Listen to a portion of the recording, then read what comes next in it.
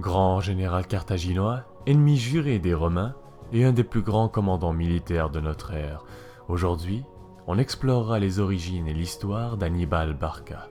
Considéré comme l'un des stratégistes militaires les plus talentueux de l'histoire, au même titre qu'Alexandre le Grand et Jules César, Hannibal se démarquera notamment par ses stratégies audacieuses lors de ses affrontements avec les Romains.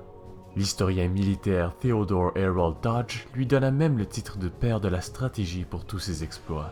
Hannibal était né à Carthage, aujourd'hui dans les environs de la Tunisie, aux alentours de 247 avant Jésus-Christ.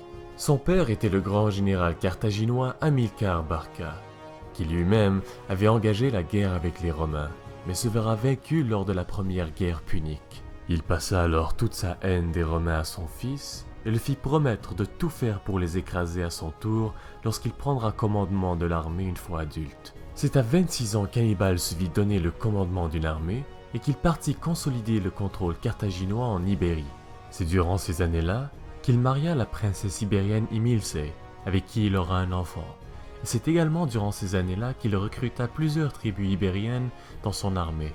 C'est un peu plus tard, à la fin du printemps 218 avant Jésus-Christ, qu'Hannibal se mit finalement en marche vers Rome. Il était en tête d'une armée qui contenait plus de 100 000 soldats et 40 éléphants de guerre. Il traversa les Pyrénées et éventuellement les Alpes avec toutes ses troupes. Malheureusement pour lui, au 15e jour de la traversée des Alpes, il ne restait plus que 20 000 hommes dans son armée, 6 000 cavaliers et 37 éléphants de guerre.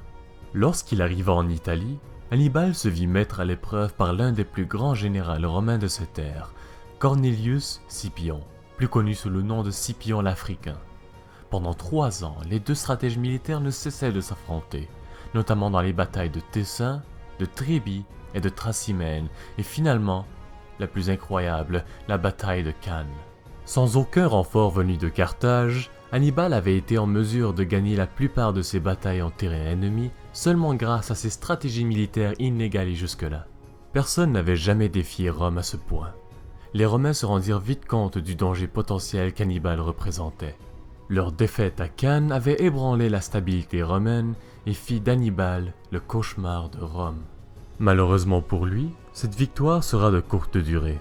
Alors qu'Hannibal et ses troupes étaient encore en Italie, Rome décida d'envoyer des renforts en Afrique pour assiéger Carthage. Hannibal n'eut alors pas d'autre choix que de rebrousser chemin et de retourner à Carthage pour la défendre. C'est là, à Zama plus particulièrement, que Scipion et Hannibal se rencontrèrent une dernière fois pour l'ultime confrontation. Cette fois-là, Hannibal se vit vite pris au dépourvu. Les troupes romaines étaient non seulement plus nombreuses, mais avaient également un moyen de retourner les éléphants de guerre des Carthaginois contre leurs propres alliés, en utilisant des trompettes pour les effrayer. Petit à petit, l'armée d'Hannibal s'était diminuée, et les quelques survivants restants se firent chasser et exécuter sur place. Quant à Hannibal, après cette défaite écrasante et humiliante, il s'exila lui-même en Bithynie, et c'est des années plus tard, alors qu'il était sur le point d'être livré aux Romains par Prusias, le roi de Bithynie, il se donna la mort en buvant un poison mortel. Fin tragique pour l'un des plus grands stratèges militaires de notre ère, mais dont les exploits resteront à tout jamais gravés dans l'histoire de l'humanité. Ceci conclut la vidéo d'aujourd'hui, alors merci de l'avoir visionnée, en espérant qu'elle vous aura plu.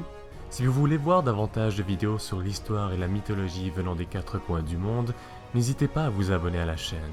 Sur ce, merci encore et à bientôt.